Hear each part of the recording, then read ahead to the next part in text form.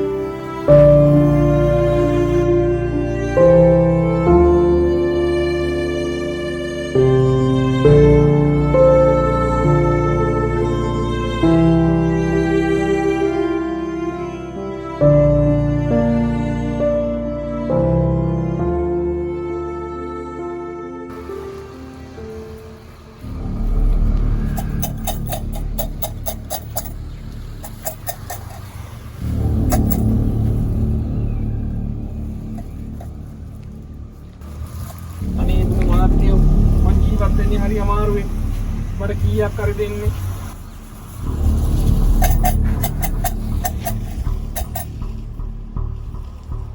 මේකේ මොකුත් නැහැ නේ මහත්තයෝ අපි ගන්නුනාට අපි ගමු කරන්න එපා මහත්තයෝ මටම දැකලා වුණා කියන්නේ මහත්තයෝ මම මේ රස්සාව කරලා තමයි ජීවත් වෙන්නේ අපේ දරපොළ බලාගන්න ඔයගොල්ලෝ අපිත් එක්කලා හෙල්ලම් කරන්න එපා ඔයාලා මේක පුදු දෙයක් තමයි ජීවත් වෙන්නේ මහත්තයෝ කරුණාකරලා මට කීයක් හරි දෙන්න ගොඩාක් පින් සිද්ධ මේ බලන්න මයි කකුල හෙට මේ කකුල කවදාමයි කන්දෙන් වින් දන්නේ අපි කොහොම දුක්කර ජීවිතයක් ගත කරන්නේ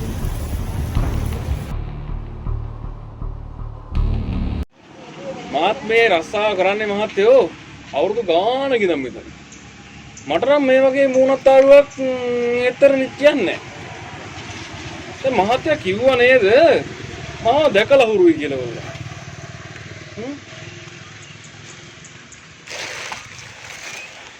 දැකලා හුරුයි කියෙන්නේ නැහැ තමුන් නැහැ දැක්කට පස්සේ මට අපේ මාමා මතක් වුණා මොකද තමුන් නැහැ වාගේම අපේ මාමා කෙනෙක් හිටියා අපේ මාමා තමුන් නැහැගේ කපාපු කළුව වගේ ආන් ඒක හිතා තමයි තමුන් නැහැට මම රැවටුනේ ඒ කියන්නේ මේ මහත්තයා වලිගේ පාගගෙන තමයි තියෙන්නේ මෙහෙමයි මහත්තයෝ මේ ලෝකේ එක වගේ මිනිස්සු ගොඩක් ඉන්නවා කියලා තියෙනවනේ ඒක තමයි මහත්තයාට වෙන්නේ නැත්තේ ඒක හැබැයි ඒක නෙමෙයි මේ ඇත්තට මහත්තයා කොහෙන්ද දෙන්නේ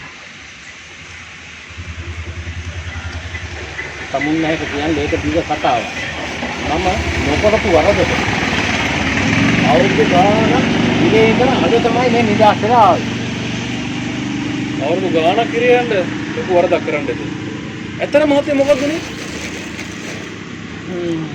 ඒක තමුන් නැහැට කියන්නේ දිග කතාවක්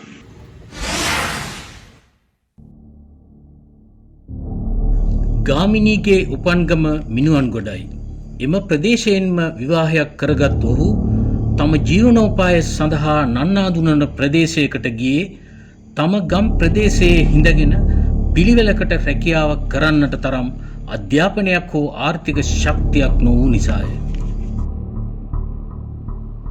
උපන්ගමෙන් ඈත දුර දෙනියායට ගිය ඔහු රේස් බුකියක ඔට්ටු ගැනීමේ කටයුත්තක යෙදීමට තීරණය කළේය.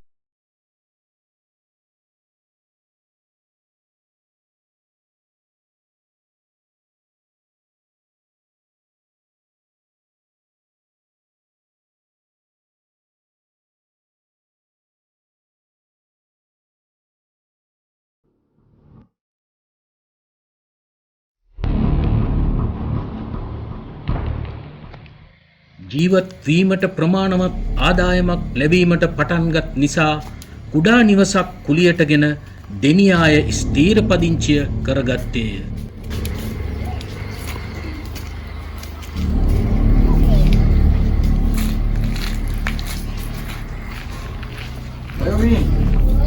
මට ඔය බොන්න වතුර එකක් ගේනවාද? හරි මාන්සි අතන.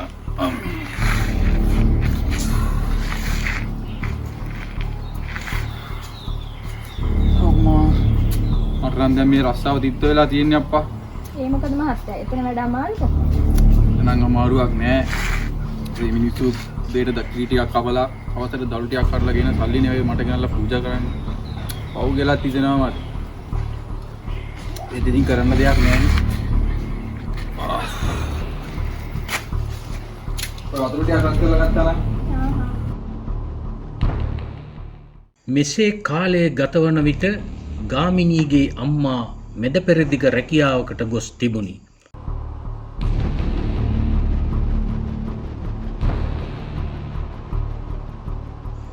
අම්මා මෙසේ කාලයක් තිස්සේ ඊතර රැකියාවකට ගොස් නිරත වීම නිසා තමාගේ පවුලේ අනෙක් සහෝදර සහෝදරියන්ගේ අධ්‍යාපනයේද කඩාකප්පල් වී අතරමං වූ බව ඔහු එදා පවසද්දී තම අම්මාට අසීමිත ආදරයක් දැක් වූ බව පුන පුනා කීවේය.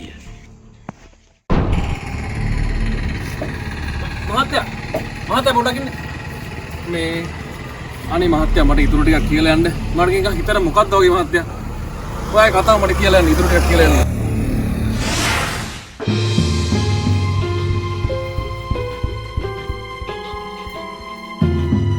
ගාමිණී අධාර්මිකව ඉපයූ මුදලින් වැඩක් කරගත් බවක් පෙනෙන්නට නැත.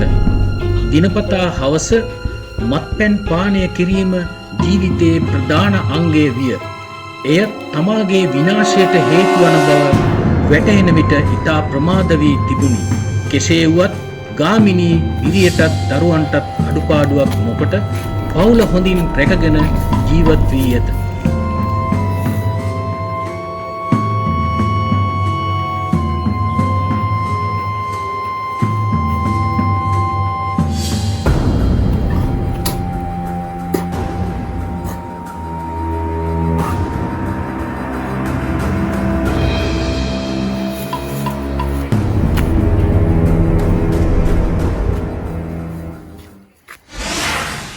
ඔය අතරතුරේ තමයි දවසක් අපේ මාමණ්ඩිත් ගෙදරට කඩාවට වැටුණා. ඒ කියන්නේ අර මං වගේ මිනිස්සයා. ඒ මිනිස්සයා තමයි. ගාමිණීගේ මාමණ්ඩිය මිනුවන්ගොඩ ප්‍රදේශයේ රජයේ කාර්යාලයක සේවය කළ අතර ඔහු තම දියණිය වන අයෝමීහට ඉමහත් ආදරයක් දැක්වූවාය. හැකි සෑම විටම තම දියණිය බැලීමට දෙනියායට පැමිණීම ඔහුගේ සිරිත වූ අතර ඔහු ගාමිණීටද බොහෝසේ ඇලුම් කළේය. මන්දා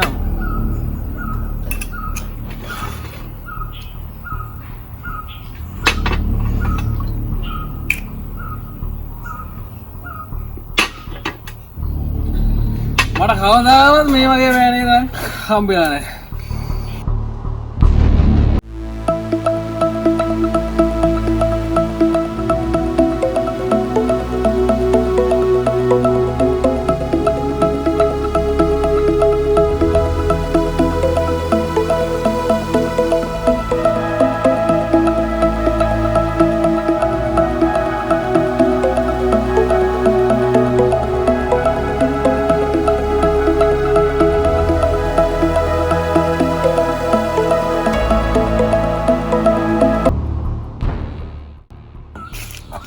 මම කපුවේ අමාරු කාර්යයා.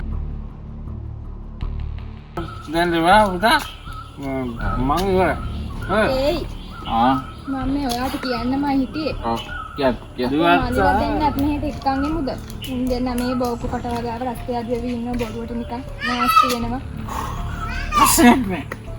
අස්සක් මුළු පවුලම කියනද? නවත්ත. බලපන් දුවේ මං එදා ගත්ත තීරණය මේ වගේ රත්තරන් බෑනෙක් ආය කවදාවත් අපිට හම්බෙන්න. හරිද? බොහොතර වද ඥානයි. පවුලම නවත්තන්න ප්‍රශ්නයක් නෑ. අපේ ගෙදර බලු පෙටිය වුණත් කට්ටියම එක්කන් යන්න ඕනේ. මං අරන් ජය වේවා. අපේ හාමිනේගේ හත්මුතු පරම්පරාවම අපේ ගෙදරට කඩාගෙන වැටෙනවා. ඒ වුණාට මම මේ මිනිස්සුන්ට කිසිම වෙනස්කමක් කරන්නේ නැහැ. මගේ යුතුයකම් ටික මම ඉෂ්ට කරනවා. මේ අතරතුර පිටරට සිට තම අම්මාද ගාමිණීගේ නිවසට ආවාය. අම්මා තමාටත් අයෝමිටත් දරුවන්ටත් සෑහෙන තෑගි බෝග ගෙනවිත් තිබුණි. අයෝමිගේ පවුලේ අයටත් ගාමිණීගේ අම්මා රැගෙන ආ සුළුසුළු තෑගි බෝග දීම නිසා කවුරුත් සතුටු වූහ.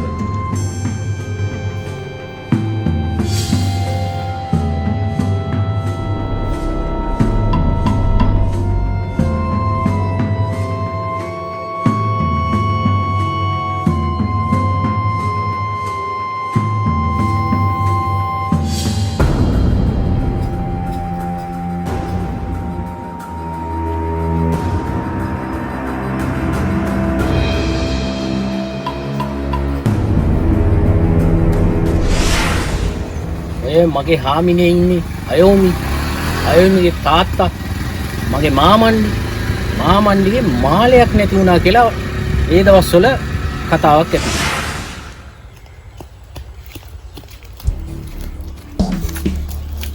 කොහෙදනේ පොල්මනක් දැක්කා වගේ දුවන්නේ. ඔයා දැකලා ආගියානේ. බලන්නකො මහත්තයා මාළේ වැඩන්නේ වෙලා තියෙන්නේ. ඔව් මොකද? අපේ තාත්තා කඩමාළේ නැති වෙලානේ. මොන? ඔය පිස්සු මනුස්සයා කොහේ හරි දාලා ඇති 100කින් අඩ කරන මනුස්සයෙක් නෙවෙයි. නෑනේ උදේ ඉඳන් ගියේ හැමතැනම හෙව්වා. ඔය මාලේ විස්තර දැනගන්න ගිහිල්ලා තියෙනවා ශාස්ත්‍රකාරයෙක්. ශාස්ත්‍රකාරයා කියලා තියෙනවා මේ මාලේ හොරකම් කරලා තියෙන්නේ මගේ අම්මා කියලා. ඕන් උතන තමයි උතන ඇති වුණු ප්‍රශ්න. දෙතුරු මොකක්ද යා කියන්නේ? එයාලා නම් කියන්නේ ඔව් මොකක්ද? ඔයාලගේ අම්මා ගන්න නැති කියලා තමයි කියන්නේ. මොනවා? මේ අපේ අම්මා? කොහොමද පිස්සුද ගෑණියේ? අපේ අම්මට දෙතරම් සල්ලි තියෙනවා. අනුන්ගේ මාළු මොකද අපේ අම්මා?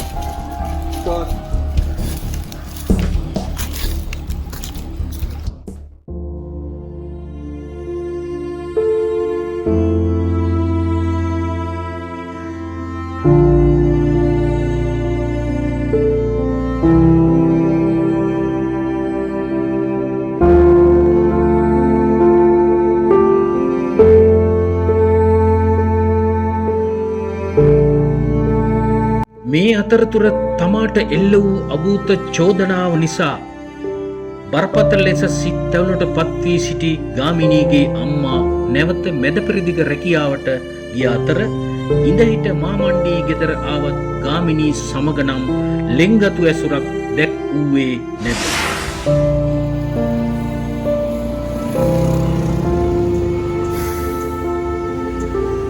දැන් එතකොට ප්‍රශ්නේ පටන් ගත්තේ කොහොමද? ඊට පස්සේ අපේ හාමිනේගේ හැත්ත පුරුත්ත සේරම යන්තර මන්තර ගුරුකම් කරන්න අපේ ගෙදරට කඩාවට. අඩෝ මෙවට එළියට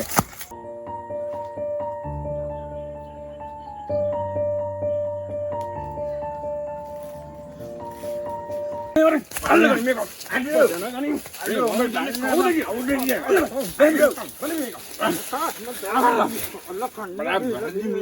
ඔබ දැනගනින්